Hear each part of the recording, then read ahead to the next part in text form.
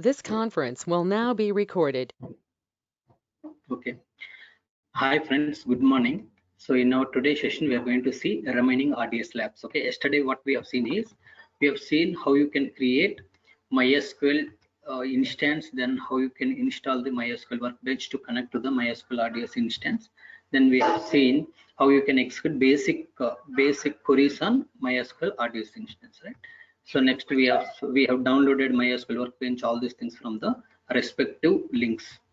Next, we also have created Oracle RDS instance. Then we have installed SQL Developer tool to connect to the Oracle RDS instance. And we have executed basic commands on Oracle database. Next, these are the useful links from where we have downloaded SQL Developer tool. Next, we also have created SQL Server instance yesterday. And we also installed SSMS tool to connect to the SQL Server RDS instance, right? So then we have executed basic commands. So these are the links that we have used to create to install SSMS tool.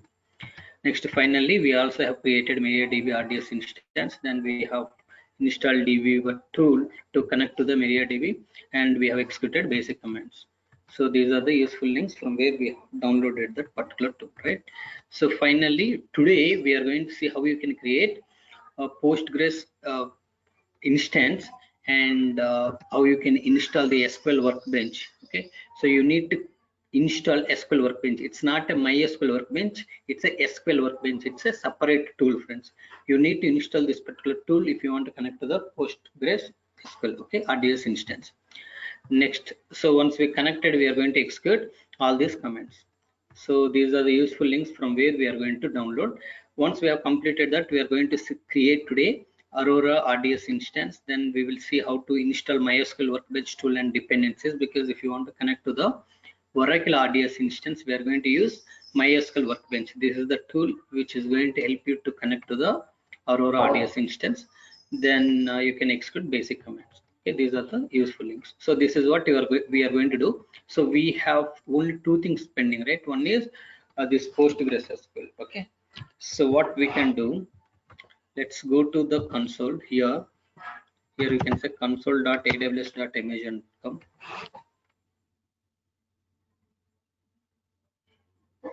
First thing that we need to do is just click on services, come down, you can able to see RDS instance, click on that RDS service.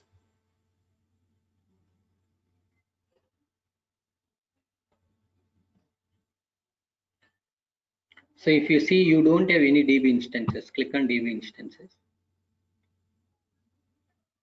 Okay, let's create a database. So as we discussed, standard create, easy create. Standard create means you can have a more customizations. Easy create means most of the things will go as a default. Those default values you cannot change. So that's why you need to go with the standard create, so that you can make your changes. Okay, as per your requirement, you can provide all the configuration details. So at this point in time, we are going to create a Postgres SQL instance. Next, so which version? So I'm going to select this particular version. So this version is eligible for free type, so you can select free type. Come down. So here you need to give the your Postgres SQL instance name. Okay, what you can do here, I will say Cloud Pandit iPhone. Okay, so this is the name of my instance. Come down here, you need to provide the username and a password. Okay, this is my username.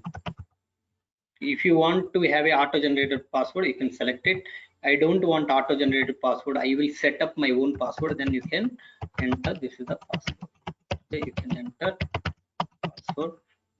Okay, you have to reconfirm the password. Next, so as we are under free test subscriptions, so only this particular class is eligible. Suppose if you have selected test dev or production options, then all these classes are going to be available. What is the difference between all these classes? You can see here under micro you have 1 CPU 1 GB memory, but if you come here in T2 you have 1 CPU and 2 GB memory. Here 2 CPU 4 GB memory. So as per your class increasing, okay, if you select a bigger class, then you will get more computational power and memory, CPUs, all those things. Okay, basically.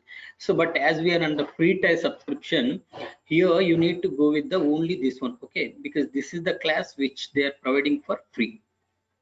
Okay, next, come down. So under free tier, you can have a 20 GB storage, friends. So that's why I'm selecting 20 GB memory, 20 GB storage, not memory. Okay, 20 GB storage. Next. So if this 20 GB storage is increased, like filled completely, then I want to scale up my storage from 20 GB to 1000 GB. It is not going to happen at once. It is going to increase first. Once it is filled up to 20, again it will increase 10 GB extra. So that will become 30 GB. Once 30 GB filled, again it will increase 10 GB extra. So that will become 40 GB. So up to 1000 GB storage, it is going to keep on increasing, because threshold for your storage, you are mentioning 1000.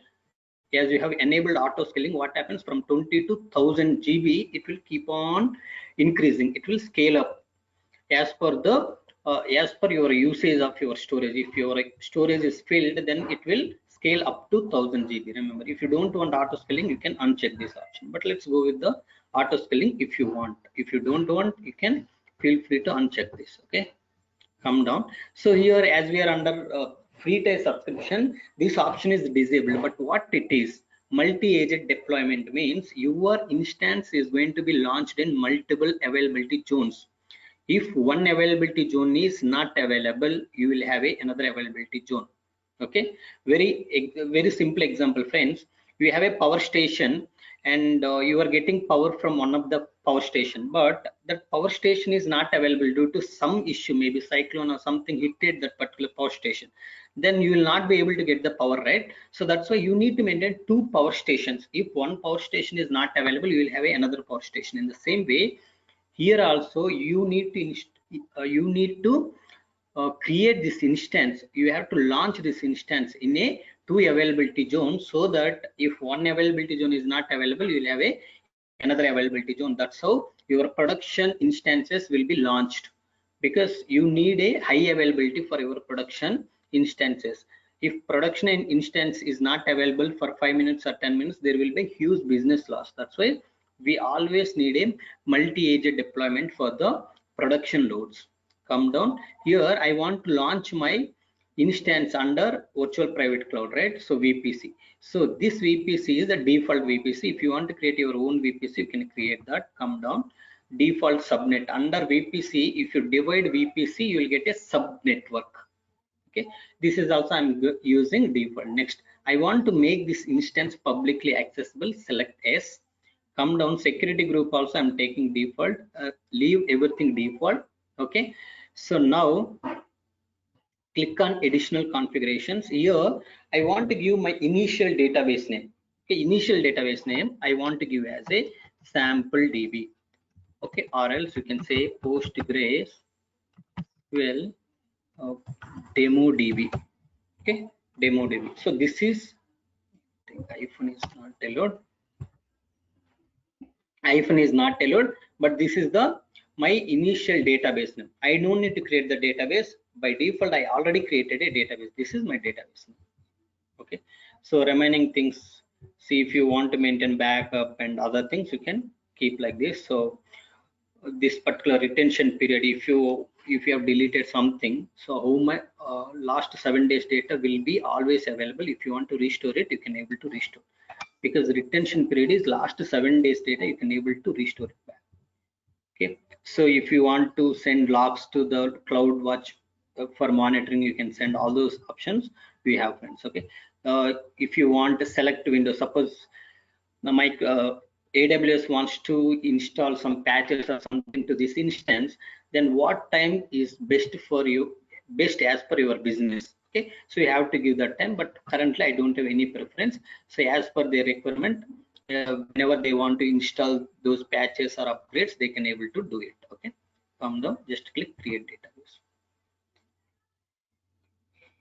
Okay, now what I have done, friends, I have created my instance. Now I need to connect to this particular instance. How we are going to connect to this instance is by using SQL Workbench, But this SQL Workbench, I don't want to install in my local machine. That's why I will create a one EC2 instance. In that EC2 instance, I will install SQL Developer. From that particular SQL Developer, I will try to connect to this particular instance. Clear, friends? Just let's click on EC2. But if you are installing SQL Developer in your local system, that is okay. But I don't want to install anything in my local system. That's why I am using VMs for everything. So just click on that. Just click launch instances. Which instance you want to launch, friends? Windows. Okay. So select this. Select micro. This is for free. Next, I want to enable public IP enable. Click add storage. This is the default storage. Let it be. Click add tags. Here I can say this is basically what, friends? Postgres SQL-VM. Okay, so VM, click configuration settings. See, this is the port that you need to enable if you want to connect to this particular VM, not to the database. If you want to connect to this VM, you need to enable 3389. Just click review and launch. Click launch. Okay. Review means basically you need to review all the details which you have provided. Now I want to download the key. So create a new key pair. You can say it's a Postgres VM key. Okay. Download this key pair. Yes, download and launch instance. Okay, so this instance is going to launch in few seconds. Like it will take some 2 to 3 minutes. Fine. So meanwhile, let me go here. Downloads. You can able to see Postgres, right? So this one I can take and I will keep it in keys because we are maintaining all our keys here, right? So this is the key that we need. Okay, let it be. Fine. So now we just created the Postgres SQL RDS instance. Now next thing is we need to install SQL Workbench tool, friends. Okay, remember. So there is a dependency if you want to install a SQL Workbench. The first dependency is you need to install the Java, friends. Okay, remember you need to install Java. Okay. Next thing is you also need a something called jar file if you want to connect. Okay. So let me open my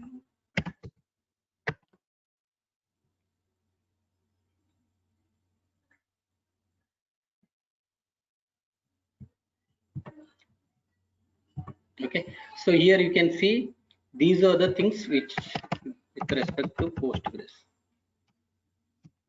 Okay. So first thing is you need to install Java.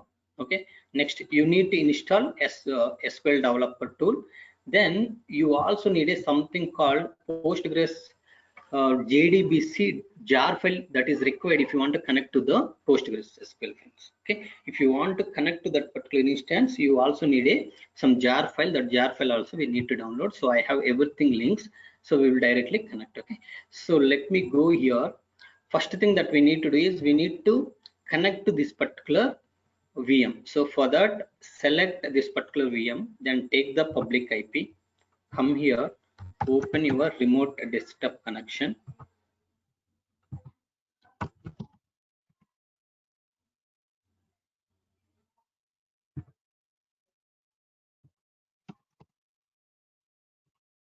Okay. So just to provide this IP address here, username is administrator, then click connect. So how you know username is administrator? Just select this, click connect. You can see username is administrator. So now we need to get the password. How to get the password? Click on get password. Now click browse. Okay, here you can see Postgres, right? So select this particular key, then decrypt this key to get the actual password. Select this password and provide this password here. Click OK. So now we are connecting to this particular VM.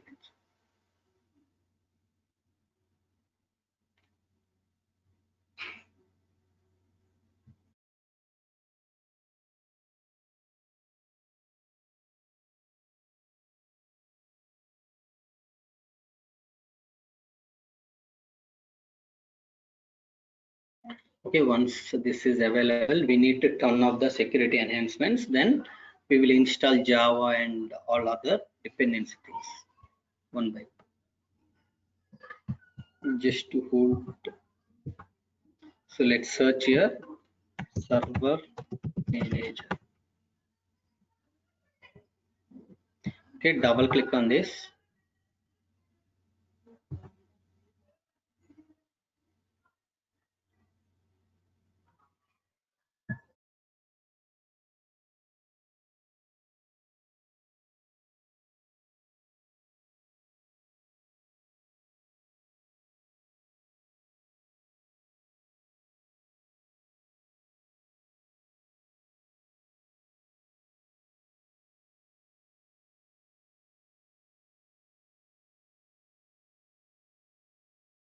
Sorry friends.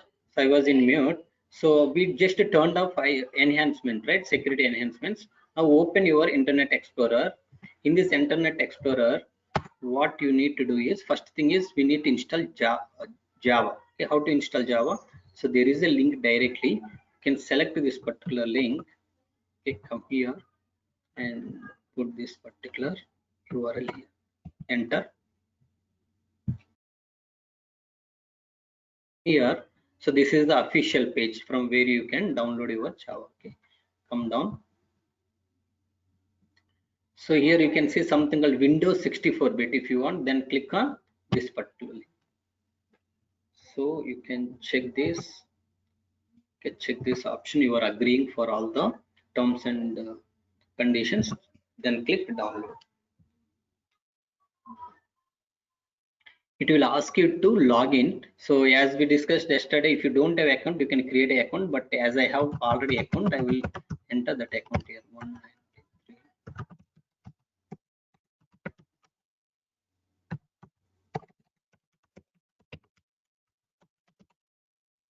Click sign in.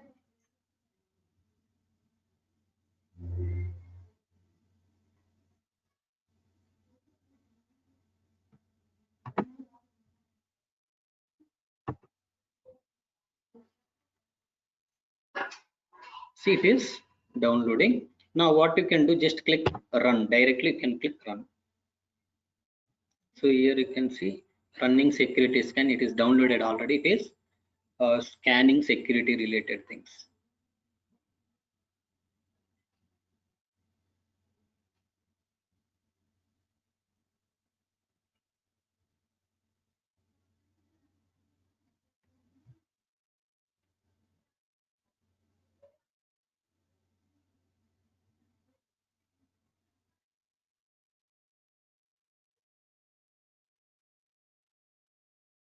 Okay, click next.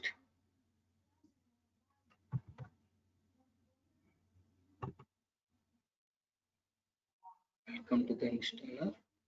Just to wait a while so that this button will be enabled. Java SC development kit 8 update to 51 setup. See this is, click next.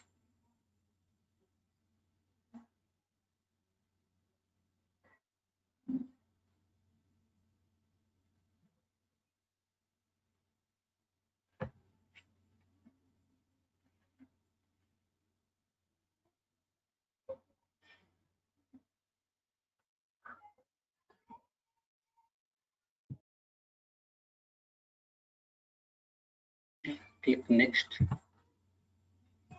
Okay, now Java is getting installed, friends. It will install.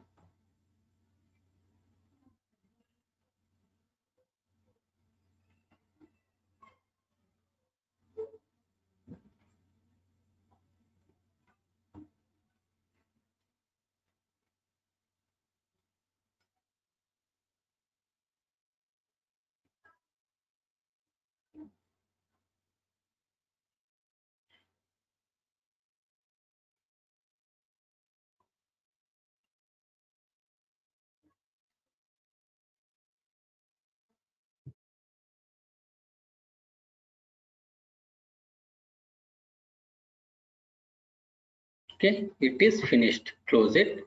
Second thing that we need to do is take this URL. Okay, so this is the URL SQL Workbench if you want to download. So go to Internet Explorer once again, open new tab here. So put this URL, enter. So come down here, you can see these are the latest packages. So generic packages for all systems. Click on this. Okay, If you want to save somewhere, let's save as on desktop. Let me save on desktop. Okay, so I have saved on desktop. Right click, click extract all. Click extract. So I am extracting everything on desktop. Here you can see extracted folder. You go inside this folder.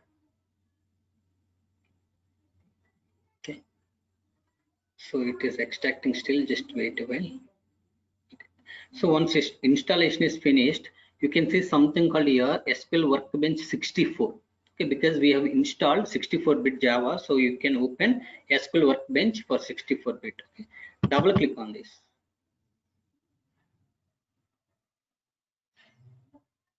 See, you will come here, friends. Okay, so now you need to enter the Postgres SQL instance URL here. You need to select jar file here. Okay, driver, respective driver, and username and password. Okay, so these things we need to do. Fine.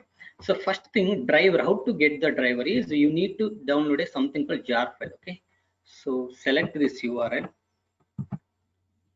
Okay. Go here. Open one more tab. Click on select. Okay, paste this URL. Enter. So come down. You can see something called here, right? First link. Just click on this first link. Save. Save as. So let me save this particular jar file on my desktop. So if you see, this is the jar file. Okay. What is jar file? Java archive file. So all the related Java classes will be there in this particular file. Okay. Now come here. What you need to do, just click manage drivers. Click on manage drivers. Come down. You can see something called Postgres. Okay, select it. So now you need to select jar file. This is not the correct jar, right? Just click browse. So on desktop I have a jar file. What is that? Postgres. This one. Click open. Then see, this is the URL. As you have selected this file, respect to class name is this is the main class for this jar. Okay. Now this is the URL that you need to remember. Copy this. Okay, I just copied. I'm just clicking OK. So when you click OK, it is not coming. Just click here. Come down. You can see something called Postgres. Okay. See, very simple, friend. Just click first manage drivers. Here you need to select library. Okay, the jar file. Then click OK. If it is selected Postgres, that is fine. Otherwise, by default, it will be there here. Okay, by default, it will be there here. So that's why you need to change this one to Postgres. Here, come here. And URL, you need to make the changes. So first thing is you need to enter host name. What is host name? How to get that host name is go here, go to RDS instance. This is the instance. Click on that instance. Come down. You can see this is the host name. Okay, copy this. See, I'm just entering my host name here. Okay. Next. So colon port, something you have port. What is port? Is 5432. Remember, port number is 5432. Where you can see, here you can see 5432. Next, click on configuration. Come down, you can see DB name is, this is the DB name, right? Take this. Come here, set the last name of database. Remove this and put your actual DB name. Okay, now I need to give username. This is my username. This is my password. Okay, let's to the connection. So what it is saying, friends, connection to this particular instance is successful. Okay, now click OK. Okay, so now click on this particular tools, click show database explorer. See, you don't have any databases here. See, it is not showing any, like it is not showing any tables or databases, right? Come here, I will tell you. So you need to create a table. Let's create a table.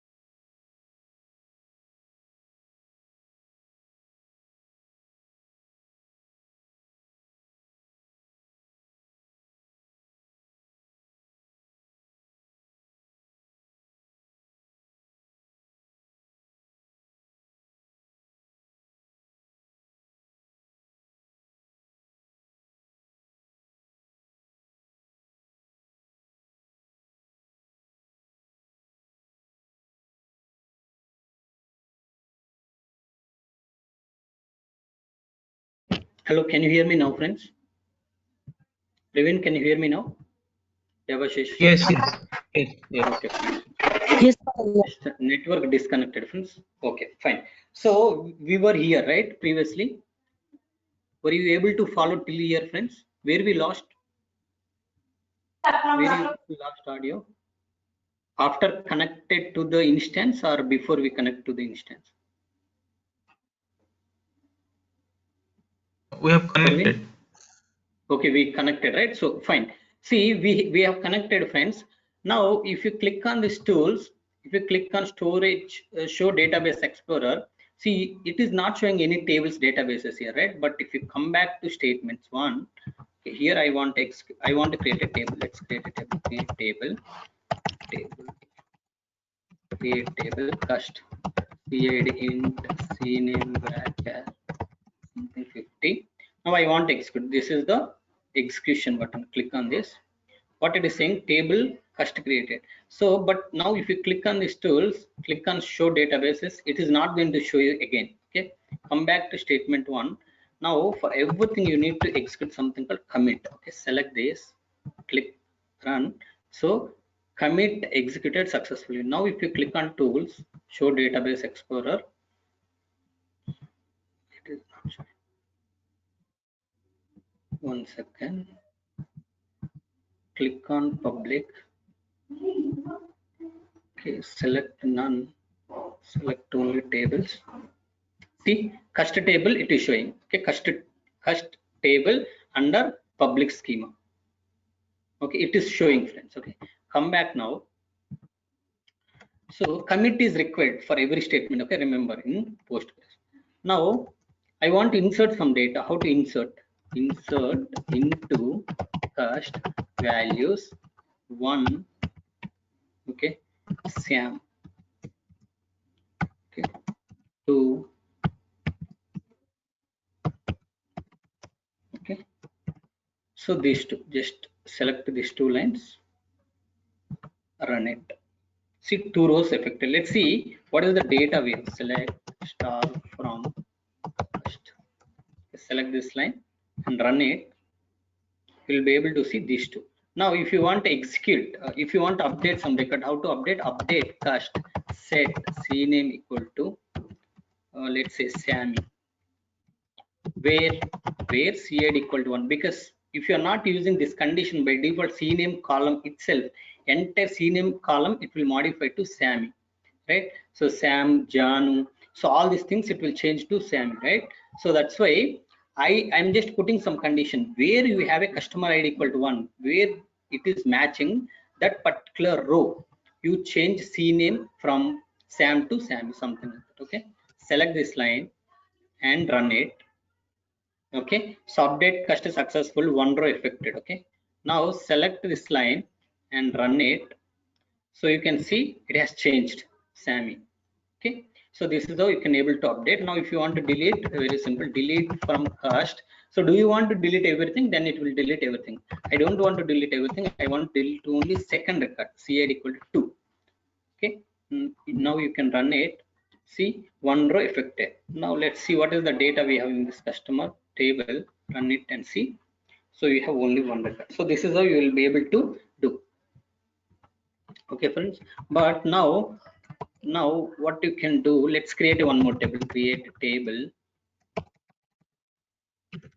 Okay, table cust one cid in customer location, maybe customer name, we can say customer name and customer location, person and his location. Okay, so this is my cust one. Okay, custom selected. So this is fine. Now just click on tools, click show database explorer. See, it is showing only this one. So if you select this table, it is going to give you full information. So which columns we have, what is the data type. If you click on data, so it is going to show you the data. Okay, but there should be some data, right? It is showing this. Yeah, can you tell me why it is showing this? Because we have not executed commit, right? So let's execute commit. So whatever we have executed as of now, everything will be committed. Okay. Now click on tools, click show database explorer. Okay. Now refresh these things. See, cust one also came. Cust, select cust. So these are the columns. Click data.